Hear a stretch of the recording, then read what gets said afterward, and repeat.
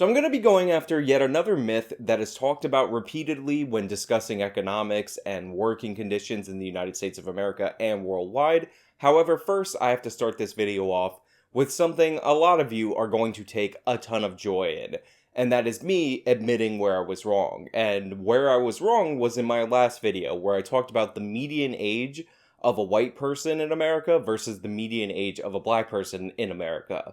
Now, for some ungodly, embarrassing reason, I had this median age at about a 30-year gap. I was using the mode age, which is the most common age for white people, and the mode age for black people, thus expanding the gap.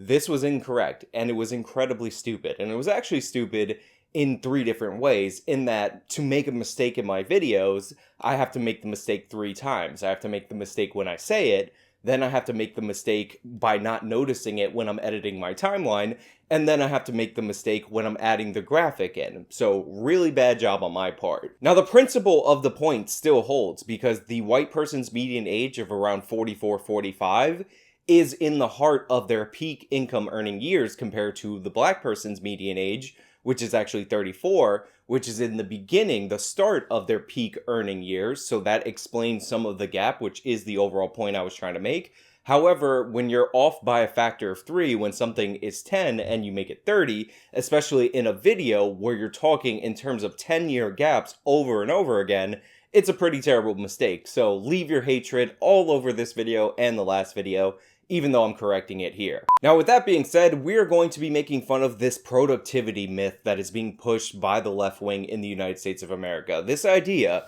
that American worker productivity has gone through the roof, but their wages have flatlined. The employers, the evil capitalists, are stealing the productivity of the downtrodden, sad laborers who keep increasing their productivity in the hopes of more pay, but don't get it because of the evil 1%. As Richard Wolff puts it, and over the same period, the productivity of all those workers went up. Let's be real clear what that means. The productivity measures how much the worker provides to his or her employer, and the wage represents how much the employer gives you for working.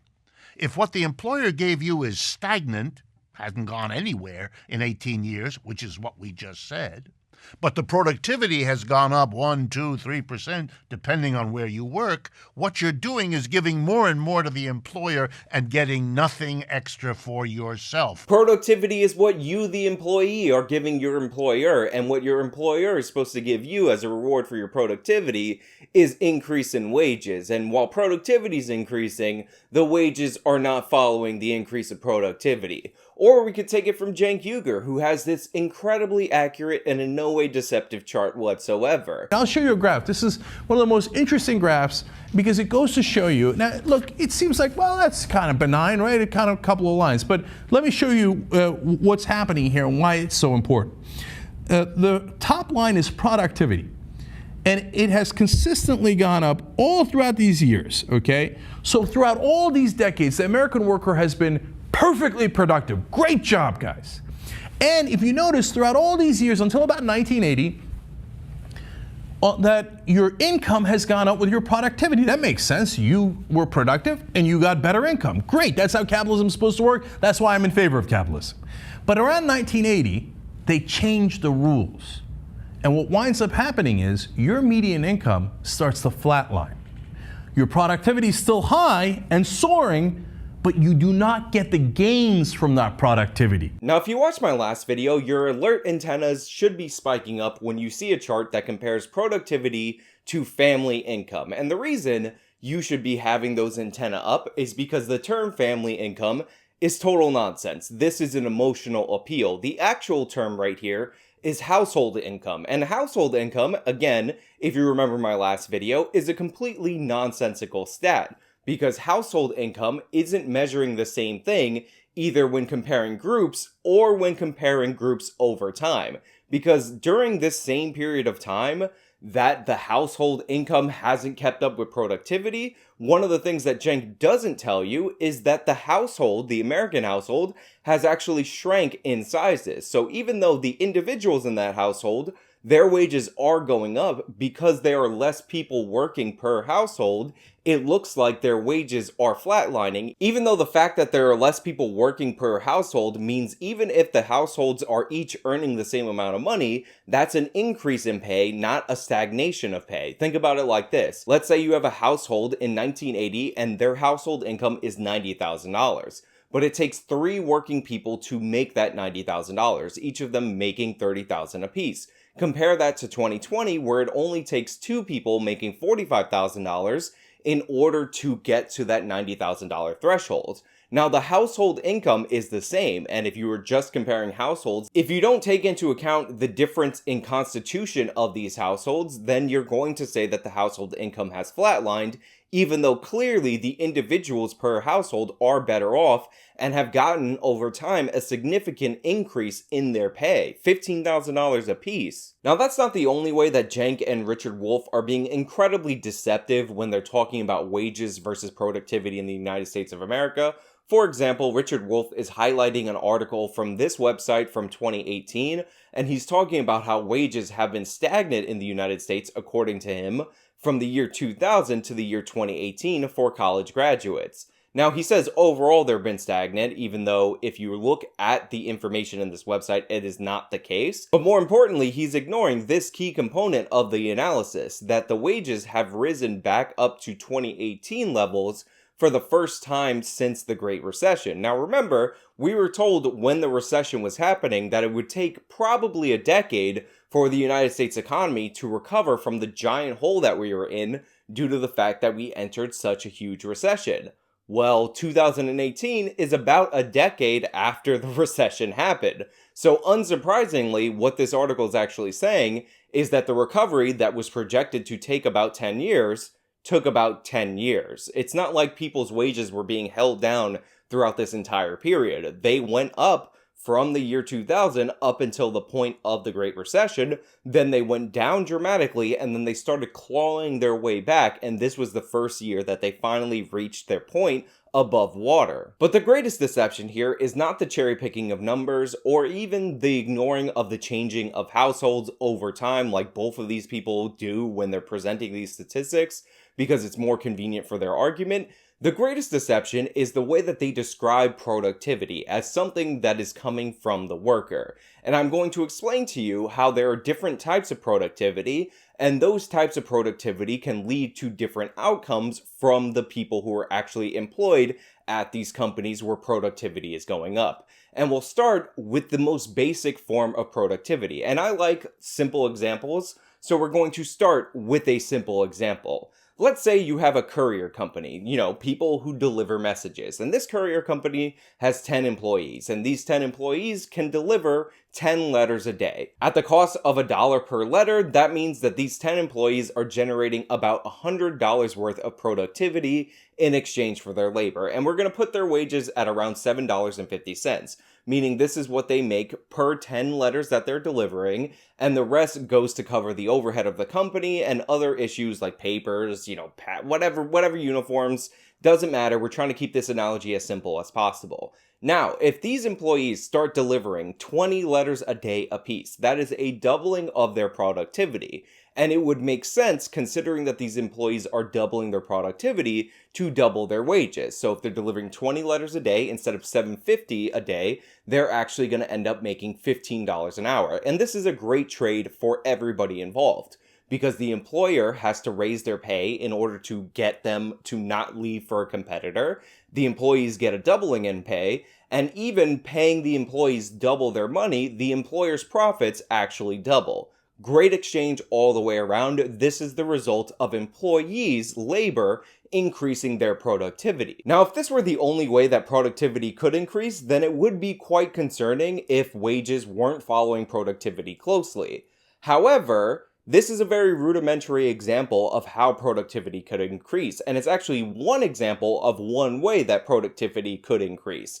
And I would expect Richard Wolff, somebody who calls himself an economist, to know this. But then again, Richard Wolff is a Marxist economist, which is an oxymoron, and he is a moron, so probably my expectations were set a little bit too high for him.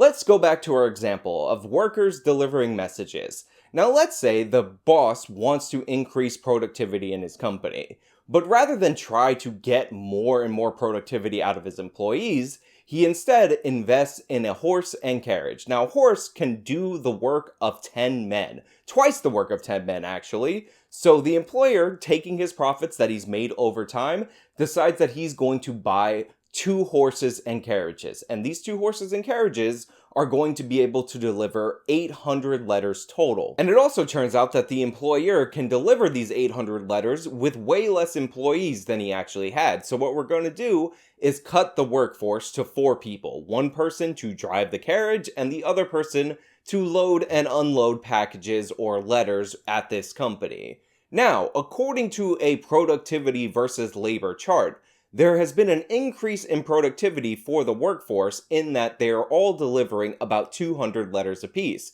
And because this increase is incredibly dramatic, it's actually tenfold per employee, you would expect, if labor were the driving force behind this increase in productivity, for the employees to expect a tenfold increase in pay. However, we know for a fact, based on this analogy, that labor was not the driving force behind the increase in productivity. In fact, labor has gotten a lot easier for these employees because all they really have to do is ride the horses. They don't have to run around town twice as fast in order to deliver twice as many letters. And while we do recognize that the company has increased the amount of letters that it can deliver, we also have to recognize that there is an increase in costs on behalf of the employer. The employer now has 2 horses that he needs to stable, he needs to take care of, and he also has 2 carriages that he needs to send for maintenance, etc., etc. This is what we call a capital-induced increase in productivity. It was an investment made on behalf of the employer that increased the productivity of the employees. It wasn't the employees working extra hard and producing just that much more. It's the fact that they're working smarter with better equipment that the employer has invested in.